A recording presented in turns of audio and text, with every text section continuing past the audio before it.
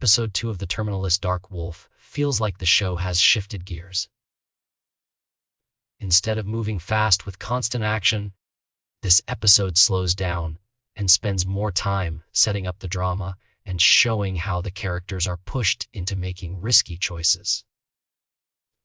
It is still tense and dramatic, but the pacing is definitely slower, and the story takes its time before reaching the big explosive moment at the end. Some parts feel stretched out, but when the action finally lands, it really delivers.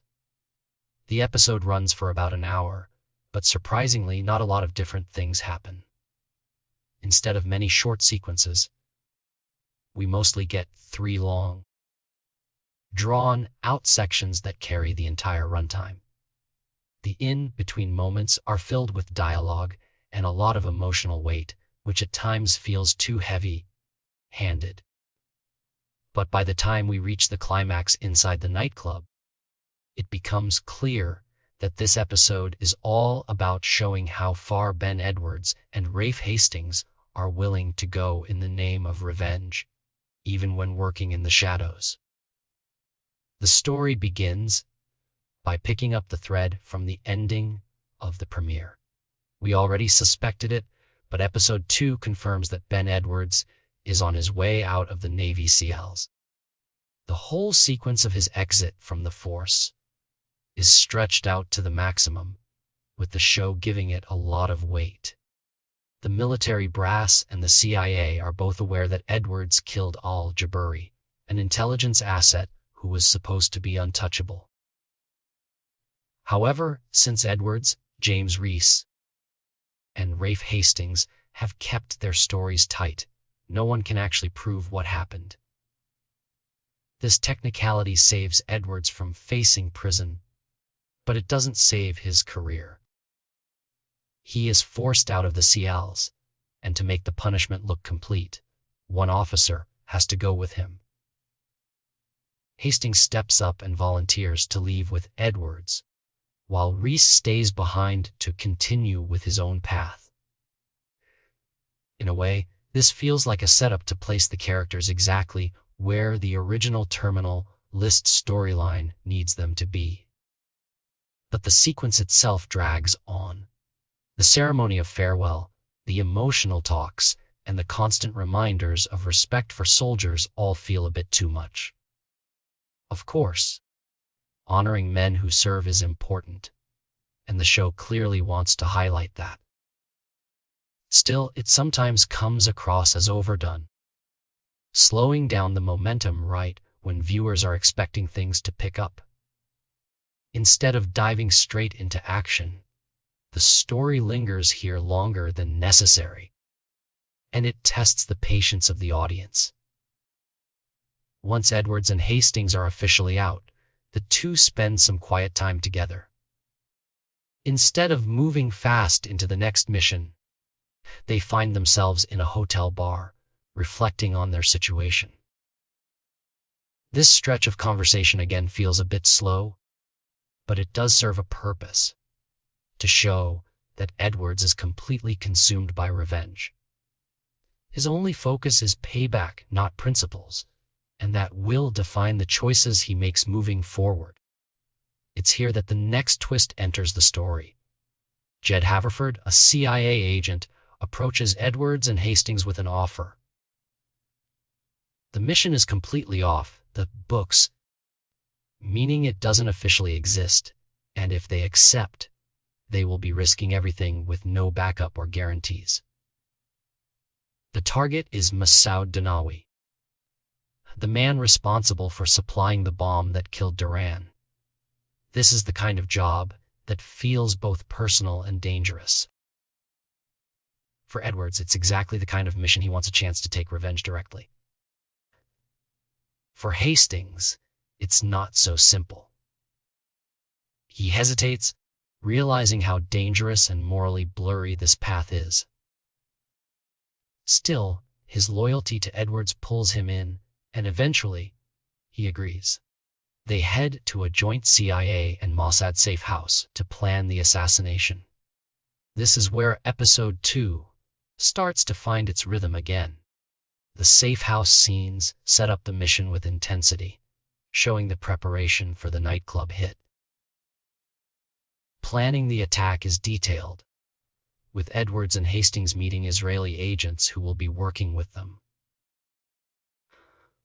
One of these agents, Eliza, plays a crucial role in what becomes the episode's standout moment.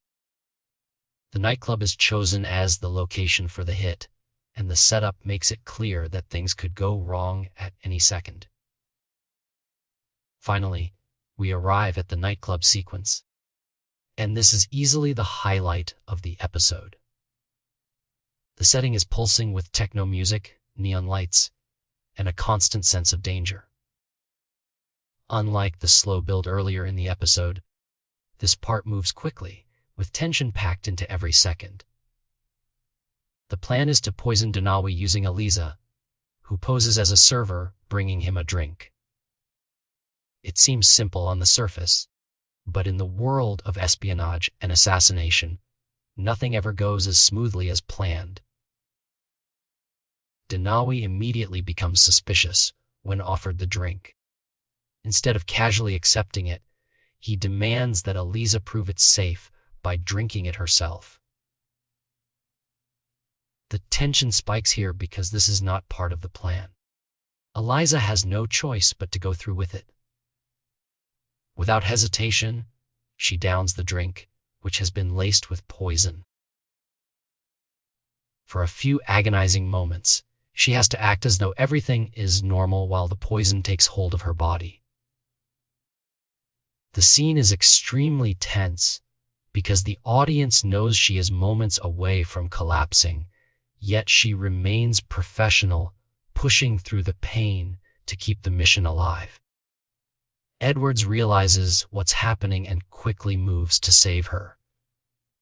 He scrambles to brew up an antidote, working desperately to counter the poison before it kills her.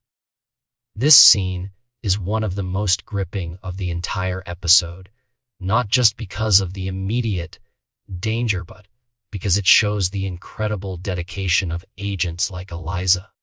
She was willing to risk her life in a split second just to keep the mission on track. It's shocking, powerful, and a reminder of how ruthless this world can be. For once, the show doesn't feel too slow here. The pacing is perfect, and the danger feels real. After the tension of Eliza's poisoning and near death, the mission escalates into full violence. Edwards and Hastings manage to close in on Danawi. In the chaos, it looks like Hastings is the one who finally takes him down, pistol whipping him to death. The moment is brutal and messy, but it completes their mission. The exact details are left a little unclear, keeping some mystery for the audience. But what's clear is that Danawi is gone, and Edwards and Hastings have officially crossed a line that can't be uncrossed. They're no longer soldiers following orders. They're men operating in the shadows, taking revenge with their own hands. The ending leaves us with another cliffhanger. While the mission is technically a success, it opens the door to many new dangers. Edwards and Hastings are now even deeper in CIA games, Mossad operations, and personal vendettas. Their actions have consequences, and the more they operate outside the system, the more isolated they become. At the same time, the silkier quality of the show starts to show here. Freed from the strict military setting of Iraq, the story now has the chance to explore covert assassinations, hidden alliances, and more unpredictable operations. Episode 2 of the Terminal List to See Dark Wolf is a mixed bag. The slow pacing in the first half really hurts the momentum, and some of the dialogue, heavy scenes drag longer than necessary. But once the nightclub sequence begins, the episode comes alive. The poisoning scene with Eliza is by far the standout, showcasing the risks and sacrifices of deep cover missions. The final kill of Danawi also pushes Edwards and Hastings fully into the book's territory, setting the stage for more dark, revenge-fueled operations in the episodes ahead. By the end, the show still feels weighed down by its heavy script, but there are flashes of brilliance that make it worth sticking around for. Episode 2 proves that, while the road to revenge is slow, it's also dangerous, unpredictable, and filled with moments that hit hard when they finally land.